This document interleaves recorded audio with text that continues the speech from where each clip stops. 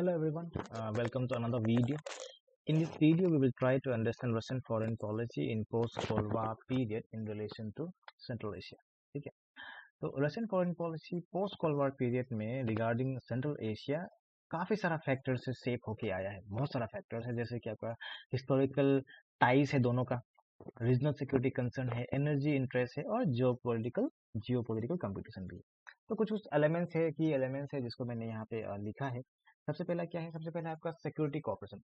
Russia Russia central Asian states को prioritise करता है अपना सिक्योरिटी कोऑपरेशन के लिए टू एड्रेस शेयर्ड कंसर्न, जैसे कि टेररिज्म हो गया, एक्सट्रीमिज्म हो गया, है ना, ड्रग ट्रैफिकिंग वगैरह हो गया। तो इसके लिए वो लोग क्या करता है? इसके लिए वो लोग intelligence cooperation, joint military exercise कराना, ना आपका रीजन का सिक्योरिटी का कैपेबिलिटीज को एनहांस करने के लिए जॉइंट ट्रेनिंग वगैरह कराना, ये सब में बहुत ज़्यादा कोऑपरेट करता है। ठीक है, नेक्स्ट क्या है? नेक्स्ट है आपका कलेक्टिव सिक्योरिटी ट्रीटी ऑर्गेनाइजेशन। ये आपका CSTO एक ट्रीटी साइन हुआ था रशिया और बाकी सेंट्रल एशियन स्टेट्स का बीच में, ताकि एक कलेक्टिव डिफेंस कैपेबिलिटी को स्ट्रेंथन किया जाए, ट्रांसनेशनल थ्रेट्स जितना भी है उसको कम्बैट किया जाए, और रशिया इसका थ्रू उस रीजन में अपना इन्फ्लुएंस को बनाए रखना चाहता है। ठीक है, फिर आपका इकोनॉमिक इंटरेस्ट है। रशिया का एक सिग्निफिकेंट इकोनॉमिक इंटरेस्ट है सेंट्रल एशियन स्टेट का साथ, पर्टिकुलरली एनर्जी सेक्टर में, क्योंकि और इसी की वजह से वह वहाँ पे अपना डोमिनेंट पोजीशन को बनाए रखना चाहता है as an energy supply to region, और इस एनर्जी सप्लाई का वजह से वो वहाँ का जो पॉलिटिकल इन्फ्लुएंस है, इकोनॉमिक बेनिफिट है, उसको वो सिक्योर करना चाहता है। ठीक है, नेक्स्ट है migration and labour market. Central Asian countries Russia के लिए एक मार्केट है, लेबर मार्केट है।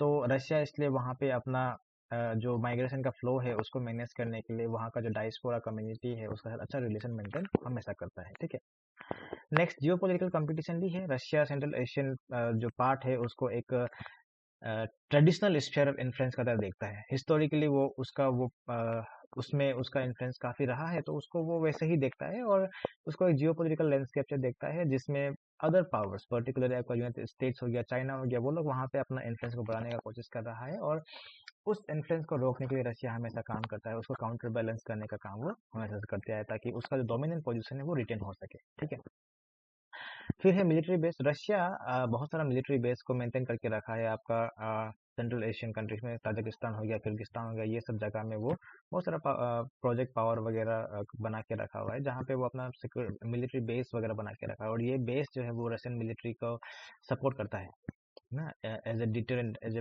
पोटेंशियल थ्रेट का खिलाफ डिटरेंट के लिए, क्योंकि ऑब्वियसली आपका ये सारा का सारा जो है पहले सोवियत यूनियन का ही पार्ट था। फिर है आपका economic integration through through this treaty.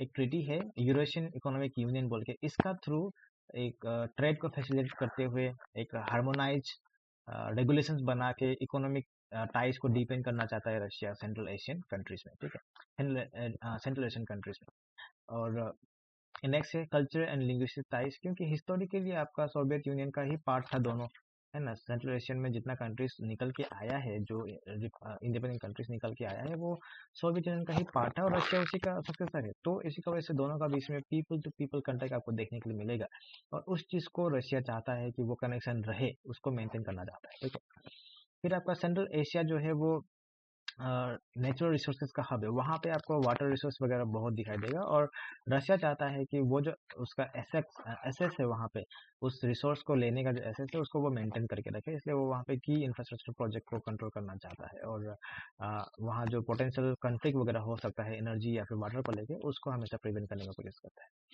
फिर आपका पॉलिटिकल इन्फ्लुएंस में रशिया हमेशा से वहाँ पे पॉलिटिकल इन्फ्लुएंस बना के रखना कोशिश करता है, और वो वहाँ पे जो इनकम्बेंट रिजिम से उसको हमेशा सपोर्ट करता है, ताकि दोनों का बीच में एक फ्रेंडली टाइज होके रहे। ठीक है, तो ये सारा कुछ पॉइंट्स है regarding Russia's foreign policy in relation to central Asia, जो कि आपका हमेशा से वो ट्राई कर रहा है वहाँ पे अपना इन्फ्लुएंस को मेंटेन करने के लिए, रीजनल स्टेबिलिटी हो, और उसका इकोनॉमिक इंटरेस्ट भी उससे जुड़ा हुआ है, और वो नहीं चाहता है कि उस रीजन में कोई दूसरा पावर, चाइना या फिर यूनाइटेड स्टेट्स आके वहाँ पे अपना इन्फ्लुएंस बढ़ाए।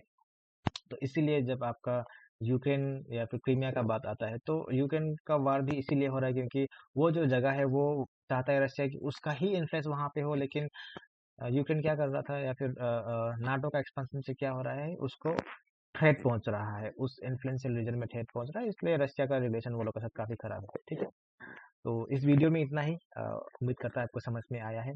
If you have any doubt please write down in the comment section, and